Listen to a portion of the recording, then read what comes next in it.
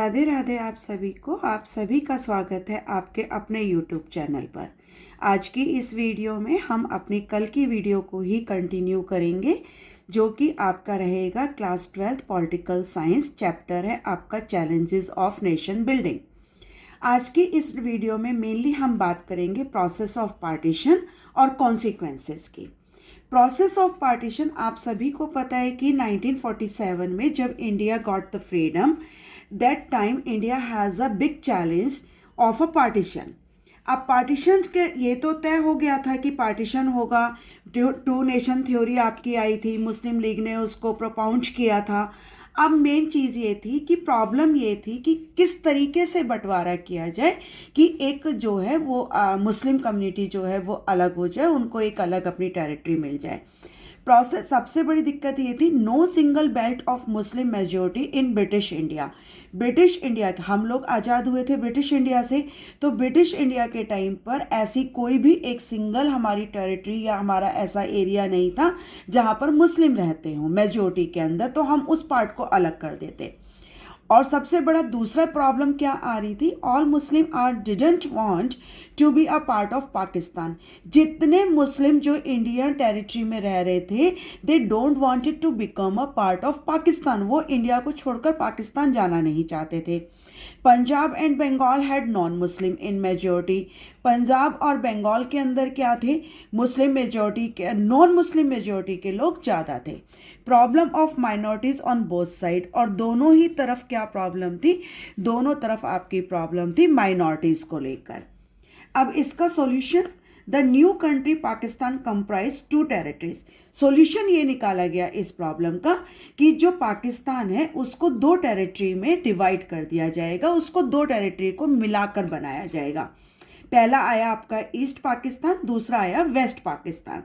East Pakistan के अंदर आपका जो बंगाल का एरिया था, ईस्ट बंगाल का एरिया, उसका पार्ट लिया गया। और दूसरा वेस्ट पाकिस्तान के अंदर आपका NWFP। NWFP क्या है, आपका नॉर्थ वेस्ट फ्रंटियर प्रोविनेंस।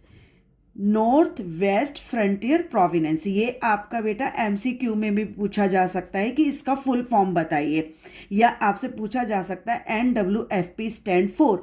तो आप लोगों को पता होना चाहिए कि N for north, W for west, F for frontier, P for province, merge with Pakistan. और इसको जो है NWFP को पाकिस्तान के साथ मर्ज कर दिया गया था, और आज की डेट में इसको खैबर पख्तूनख्वा के नाम से जाना जाता है। किसके नाम से जाना जाता है, खैबर पख्तूनख्वा। नेक्स्ट इसका सॉल्यूशन ये निकाला गया कि the provinces were bifurcated according to the religious minority. तो रिलीजियस माइनॉरिटी के आधार पर जो है टेरिटरी को क्या कर दिया जाए, अलग अलग भागों में बांट दिया जाए। वायलेंस एंड कम्युनलिज्म, अब इससे क्या हुआ, थोड़ा सा लोगों में वायलेंस फैल गया, क्योंकि जो लोग इंडिया में रहना चाहते थे उनको मजबूरी में जो है पाकिस्तान की तरफ शिफ्ट करना पड़ा। अब आता है ये पार्टीशन हमारा हुआ, प्रोसेस हमारा पूरा चला। अब जो ये सारा हो गया, हमारा पार्टीशन हो गया, हमने कर दिया, लेकिन कोई भी घटना घटती है तो उसके कुछ कॉन्सिक्वेंसेस हो जाते हैं, उसके पीछे के कुछ पहलू रह जाते हैं। तो वो कॉन्सिक्वेंस ऑफ पार्टीशन क्या हुआ, सबसे पहले आपका आया ट्रैजिक ट्रांसफ़र ऑफ पॉपुलेशन।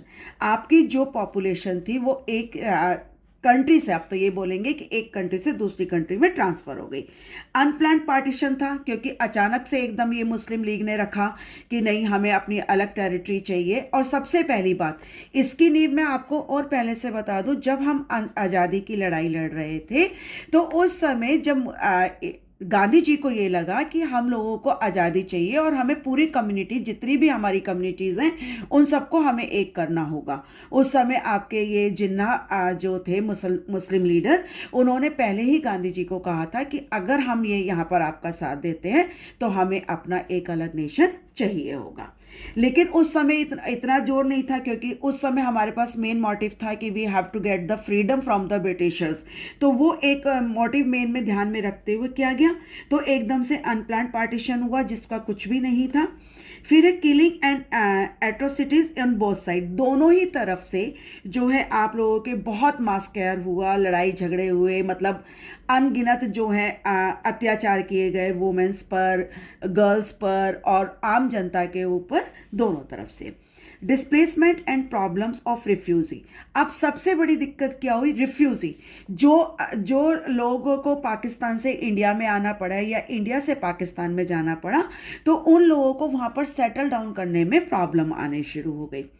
और केवल आपकी प्रॉपर्टी का ही बंटवारा नहीं हुआ था, जितनी हमारी गवर्नमेंट लाइबिलिटीज़ थी, हमारी गवर्नमेंट जॉब थी, सेक्टर्स थी, उन सबका भी हमारा वहाँ पर बंटवारा हुआ था। फाइनेंशियल स्ट्रेन, अब ऑब्वियसली सी पार्टीशन हुआ, मैस्क्यार हुआ, वायलेंस फैला सब जगह, तो फाइनेंशियल प्रॉब्लम भी आ गई थी। वायलेंस एंड इमेंस सफरिंग, और दोनों ही तरफ लोगों ने जो है, पब्लिक ने क्या किया, इसको सफ़र किया था वायलेंस को। Political and administrative division of the country, चाहे आपका रेलवे हो, पोस्ट ऑफिस हो, जितने भी सरकारी महकमे थे, इन सब का भी बंटवारा किया गया। तो ये सारे हमारे कॉन्सिक्वेंसेज यहाँ पर आ गए थे। Thank you so much for watching this video. Have a nice day.